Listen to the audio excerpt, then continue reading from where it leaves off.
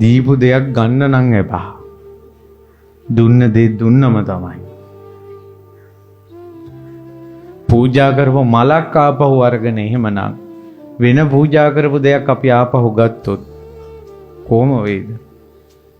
මම දන්න සිද්ධි තියෙනවා සමහර ආරාම පූජා කළා පස්සේ ආපහු ඉල්ල ගන්නවා. එහෙම අවස්ථා තියෙනවා. මලක් පුදලා ගත්ත ඒ කියන්නේ පිදුව පිනෙන් සැප සම්පත් ලැබෙනවා. ගත්තට පස්සේ ආයේ පල්ලහැටම වැටෙනවා. එකපාරම පෝසත් වෙලා එකපාරම පාරට වැටෙන්නේ.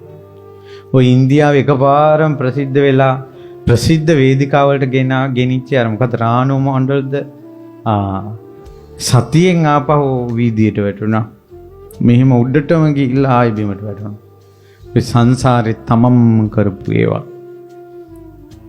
මහා හරසරින් මේ මඟුල් කාලා ඥාති 7 වර්ගෙම එකතු කළා මඟුල් කාලා මාසෙන් පළ ගෙදරින් කියලා පන්නන්නේ.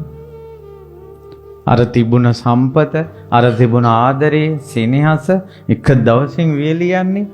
අපි එක එක්කෙනාට ඇඟිල්ල දික් කළ චෝදනා කළාට අපිම සංසාරේ කරපු දේවල් නොවෙන්න පුළුවන්ද?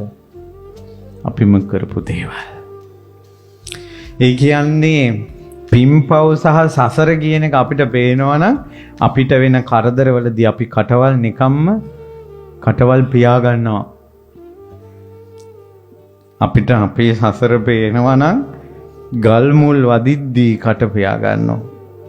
හොඳට පේනවා ඒ ගල එනකොට උඹ මොකක්ද ඒකට කළේ කියලා.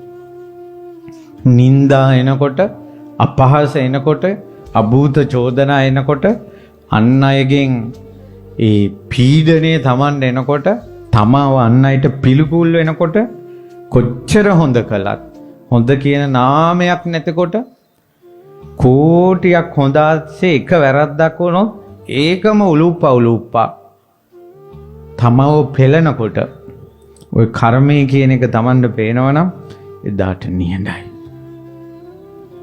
අපි මෙච්චර සාධාරණ ඉල්ලගෙන දඟලන්නේ මෙතරම් යාදිනි කරන්නේ Tamanට වෙච්ච අසාධාරණ යුක්තිය හොයන්නේ අපිට සසර පේන්නේ නැති නිසා. සසර පේන්නේ නැති නිසා.